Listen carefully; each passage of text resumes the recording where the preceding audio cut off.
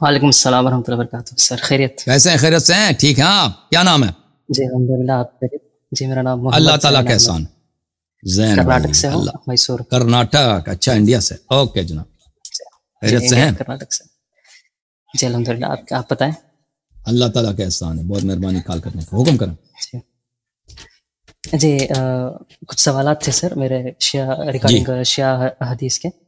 جی پہلا سوال ہے سر، اصول الکافی book 4 chapter 12، one who goes to sleep before performing صلاح اور forgets it.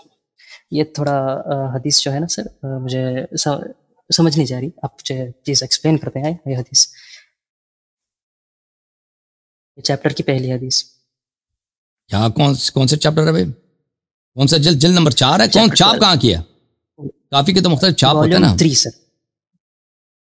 Volume 3 online. جی والیوم 3 چیپٹر 12. کتاب کون سی؟ کتاب الطہارہ یا کتاب الصلاح؟ کتاب الصلاح. One who goes to sleep before performing صلاح اور forgets it. یہ کون سا باب ہے بھائی؟ یہ باب اس کی علی ابن ابراہیم سے.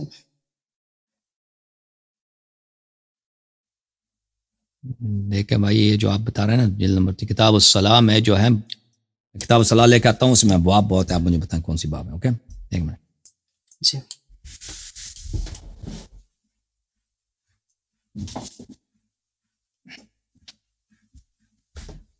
یہ کتاب ہے کافی، جلد نمبر 3. جلد نمبر 3 ہے بھائی یہ کتاب الصلاح. اس میں چلے جاتے ہیں، میں فہرست میں چلا جاتا ہوں تاکہ آپ کو فہرست. کتاب الجنائز کتاب الصلاح دیکھیں باب نمبر 4 بولا آپ نے نا، باب مواقیت الصلاح. یہ مواقیت الصلاح کی باب ہے. نماز کا اوقات چیپٹر 12. اچھا 1 2 3 4 5 6 7 8 9 10 11 12. من نام عن الصلاة او سہى عنها. تو وہ نبی صلی اللہ علیہ وسلم کی بات کر رہے ہیں نا، اس کی آیا اس کے نہیں 200 نکالنا سر. علی بن ابراہیم سے روایت ہے سر. اوکے میں بتا ہوں. اذا نسيت صلاة او صليتها بغير وضوء وكان عليك قضاء صلوات فابدأ بأولهن فأذن لها وأقم ثم صلها ثم صل ما بعدها إقامة لكل صلاة. قال پہلی جو حدیث ہے امام جعفر الصادق علی بن ابراہیم سے روایت ہے. امام جعفر الصادق امام محمد باقر علیہ السلام سے روایت ہے. اگر تم کبھی کوئی نماز نہیں پڑھی نا، او صلیتھا بغیر وضوء، کبھی انسان نماز پڑھنا بھول گیا یا پڑھا ہے بعد میں پتہ چلا وضو ہی نہیں ہے، نماز باطل ہے، تو اس کو قضا کرنا ہوگا. تو کیا وکان علیک قضاء صلوات، اور آپ نے کئی اسی طرح نمازیں نہیں پڑھی ہے، ایک نماز نہیں بہت ساری نمازیں نہیں پڑھی، ٹھیک ہے نا، 1 ہفتہ 2 ہفتہ مثلا، یا انسان پہ 10 15 اسی طرح کی نمازیں. فابدأ بأولهن، تو جو پہلی انسان کو اگر یاد ہے کہ جو پہلی جو میں نے نماز نہیں پڑھی وہ نماز فجر ہے یا نماز ظہر ہے، تو اسی سے آغاز کرو قضا کرتے ہوئے. فأذن لها، اس کے لیے اذان دو، اقامہ پڑھو، تم اس کو پڑھو. ثم صل ما بعدها بإقامة لكل صلاة، اور اس کے بعد جو بقیہ نمازیں پڑھوں گے، مثلا میں نے آج 10 قضا پڑھنی ہے تو بقیہ کے لیے صرف اقامہ پڑھو، بقیہ کے لیے اذان کی ضرورت نہیں ہے. تو یہ تو کافی آگے کافی حدیث ہے، 2 صفوں کی حدیث ہے. اس میں کیا چیز آپ کو نہیں سمجھ آ رہی؟ جو یہ پورا حدیث ہم ترجمہ کریں آپ کے لیے پڑھ کے؟ نہیں یا کوئی خاص سوال ہے؟ اتنا بتاتے ہیں آپ، یہ حدیث جا رہا ہے کیا بتائیں؟ جی آپ بس اتنا بتا دیں کہ سنیوں کے حدیث میں نا ایسا کچھ نہیں ملتا کہ آپ جب قضا نماز پڑھتے ہو تو اذان دینے ہوگی سپریٹلی اور اقامت کہنی ہوگی. تو پہلے کے لیے آپ اذان پڑھیں، اس کے بعد دوسرے نمازوں کے لیے اقامہ ہی کافی. اقامہ کی بڑی تاکید ہے نمازوں میں، اقامہ پڑھنے کی. اقامہ ترک نہیں کرنا چاہیے. اکیلے رہے تو بھی، اگر اکیلے رہے تو ہاں بالکل اکیلا فرادہ نماز ہو چاہے جماعت نماز میں ہو، اقامہ کی بڑی تاکید ہے. اقامہ کو چھوڑنے کی اتنی اجازت نہیں ہے ہمارے احادیث میں. مجتہدین کہتے ہیں کہ مستحب ہے، لیکن اقامہ کی بڑی تاکید ہے کہ نہیں چھوڑنا چاہیے، اقامہ کو ترک نہیں کرنا چاہیے. جی تو دوسرا سوال ہے سر، آپ نے ایک اصول الکافی سے ایک روایت پڑھی تھی کہ حضرت امام جعفر الصادق علیہ السلام 2 رکعت نماز پڑھ کے دکھا رہے تھے اپنے اصحاب کو. کیسے نماز پڑھ رہے تھے؟ تو وہ 2 رکعت کی نماز ہے سر. مجھے ایکچولی وہ امام جعفر الصادق علیہ السلام تیسری رکعت کو کیسے کھڑے ہوتے تھے وہ مجھے جاننا ہے، کیونکہ میں بھی وہ کوشش کر رہا ہوں ان کے جیسے پڑھنے کے لیے، اس لیے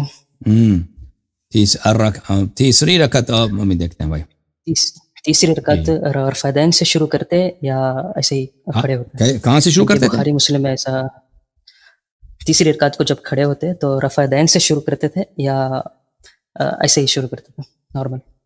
یہ جو ہے نا اس کو دیکھنا پڑے گا، اس کی جو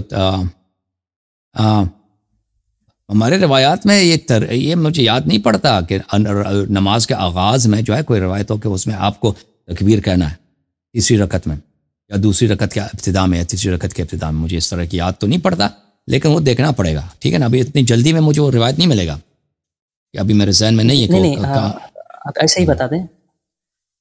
میں نے عرض کیا کہ مجھے یاد نہیں پڑتا کیسی کوئی روایت ہے ہمارے پاس کہ تیسری رکعت کے آغاز میں وہ تکبیر کہتے تھے، ٹھیک ہے نا؟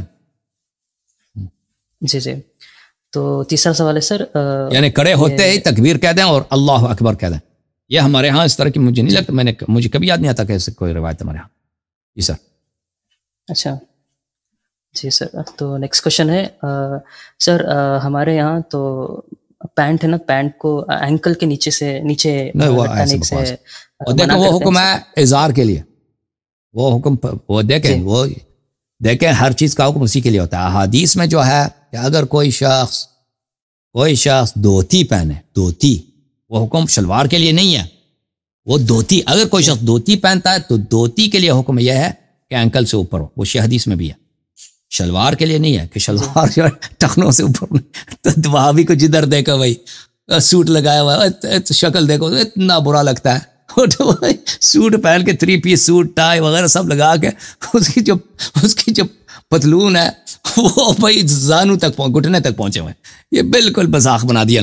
وہ روایات میں جو وہ کس کا حکم ہے؟ یہ بیوقوف ہیں، احمق ہیں یہ لوگ. وہ شلوار کا نہیں ہے، پتلون کا نہیں ہے، وہ دھوتی کا حکم ہے. دھوتی کے ساتھ اگر کوئی نماز پڑھتا ہے نا، عرب میں تو اکثر دھوتی ہوتے تھے اس زمانے میں، اور اب بھی بہت سارے عرب ملک ہیں اس میں دھوتی، مثلا یمن میں اب بھی دھوتی بہت عام ہے. دھوتی جو شخص پہنتا ہے اس کے لیے حکم ہے کہ وہ جو ٹخنوں سے اوپر ہو. جی ہاں ہاں. شیعہ حدیث میں یہی ہے، شیعہ حدیث میں یہ حکم اظہار کے لیے. اظہار کس کو بولتے ہیں؟ اظہار بولتے ہیں دھوتی کو. جی سر. جی سر نیکسٹ کوشچن ہے، وہ ہے نا آپ کا ڈاکٹر ہے وہ اسکلیٹ جیسا اس کا شکل ہے، ذاکر نائک.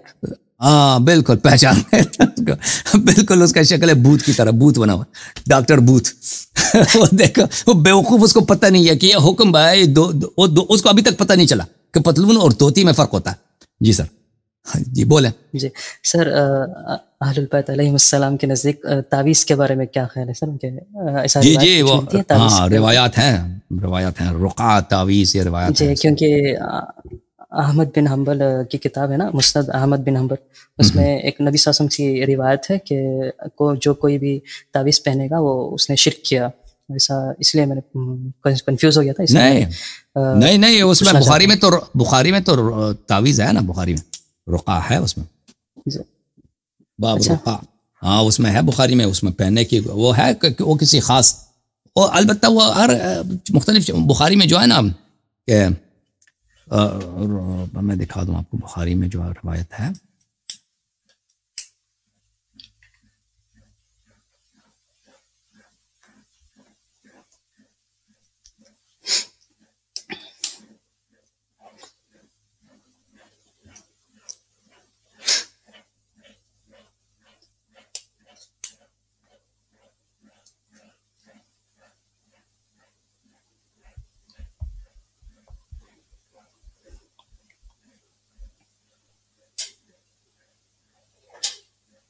باب رقیت النبی صلی اللہ علیہ وآلہ وسلم.